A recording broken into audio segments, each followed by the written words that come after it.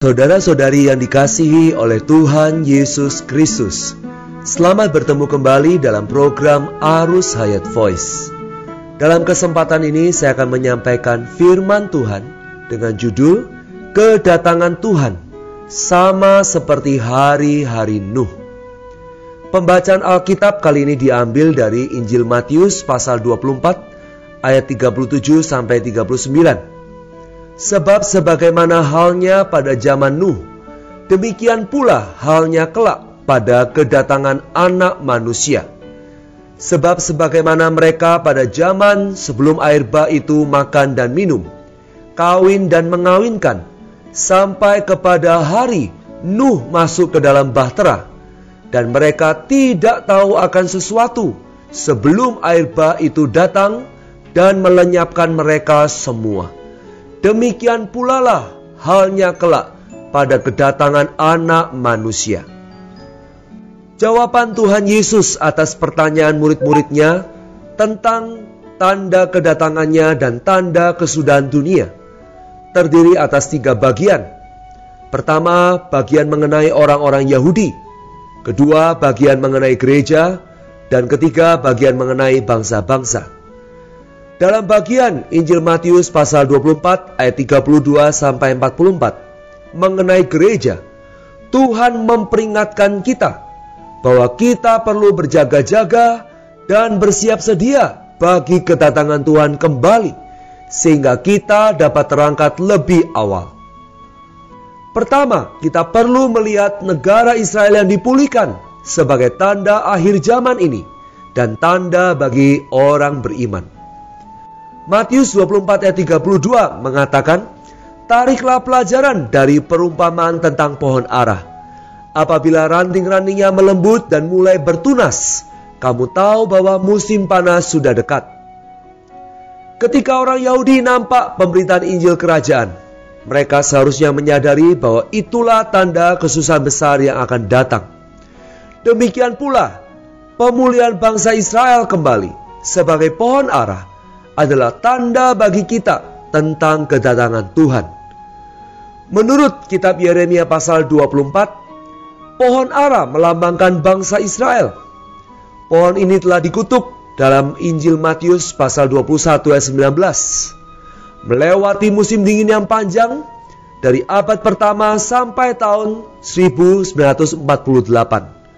Ketika itu, bangsa Israel dipulihkan menjadi suatu bangsa dan negara. Kemudian pada tahun 1967, kota Yerusalem direbut kembali. Pada saat itulah ranting-rantingnya melembut dan mulai bertunas. Melembut menyatakan pemulihan hayat, mulai bertunas menyatakan aktivitas lahiriah. Musim panas melambangkan zaman kerajaan yang dipulihkan, yang akan dimulai pada kedatangan Tuhan kali kedua. Dilihat dari situasi politik di Timur Tengah, keadaan penduduk dan wilayahnya, nyatalah bahwa pemulihan bangsa Israel belumlah penuh. Tuhan berdaulat dan Dia mengetahui bahwa pemulihan bangsa Israel masih belumlah rampung sepenuhnya. Akan tetapi, pemulihan bangsa Israel semakin lama semakin penuh dan akan mencapai kepenuhan total menjelang tibanya kerajaan 1000 tahun. Kedua, kita perlu melihat kedatangan Kristus akan sama seperti pada zaman Nuh. Pada hari-hari Nuh hidup, terdapat keadaan-keadaan ini. Orang-orang akan berkecimpung dalam hal makan, minum, kawin dan mengawinkan, dan mereka tidak tahu bahwa penghakiman akan tiba sampai air bah datang dan menghanyutkan mereka. Keadaan yang khusus yang paling nyata pada zaman sebelum air bah ialah makan, minum, kawin, dan dikawinkan. Ini menunjukkan bahwa orang-orang pada zaman itu dimabukkan oleh daging dan kenikmatan duniawi mereka. Saudara-saudara yang dikasihi Tuhan, hal yang sama terjadi pada masyarakat hari ini. Makan, minum, dan kawin asalnya ditetapkan oleh Allah untuk eksistensi manusia. Tetapi karena hawa nafsu manusia, iblis memperalat kebutuhan hidup manusia ini untuk menindas manusia sehingga mereka menjauhkan diri dari kepentingan Allah. Musuh Allah yaitu iblis mempergunakan kebutuhan hidup yang wajar ini untuk meracuni manusia yang diciptakan Allah bagi tujuan kekalnya. Saudara-saudara, ini bukan berarti bahwa kita tidak perlu makan, minum, atau kawin. Semuanya itu kita perlukan untuk eksistensi hidup kita. Namun, kita tidak boleh membiarkan semua ini menyebabkan kita mabuk, membuat perasaan kita menjadi tumpul. Dalam masyarakat hari ini, perasaan setiap orang, baik yang tinggi atau rendah kedudukannya, baik yang tua maupun yang muda, semuanya sudah menjadi tumpul. Ini menunjukkan bahwa masyarakat hari ini telah diracuni oleh cara hidup zaman ini dalam hal makan, minum, kawin, dan mengawinkan. Hari ini, orang-orang giat bekerja, mengadakan kemajuan untuk dapat menikmati makanan yang lebih baik dan pernikahan yang lebih baik. Mereka tidak memikirkan perkara Allah. Betapa umumnya keadaan hari ini, keadaan yang kekurangan perasaan akan Allah. Ini nyata sekali terutama dalam lingkungan pendidikan dan lingkungan perdagangan. Begitu banyak orang-orang dalam universitas telah diracuni oleh pengejaran mereka akan pendidikan. Pendidikan mereka semata-mata untuk makan dan minum, kawin dan dikawinkan.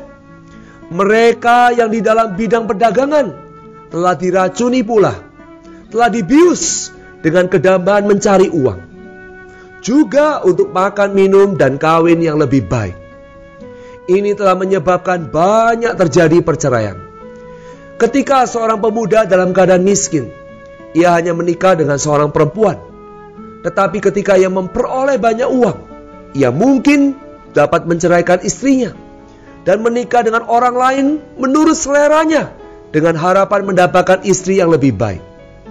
Situasi ini akan terus berlangsung lebih intensif sampai pada klimaksnya menjelang kedatangan Tuhan.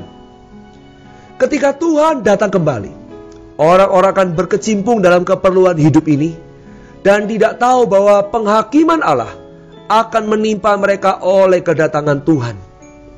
Namun kita sebagai kaum beriman, kita harus disadarkan dan harus mengetahui dengan jelas bahwa Kristus akan segera datang untuk melaksanakan penghakiman Allah atas dunia yang bobrok ini.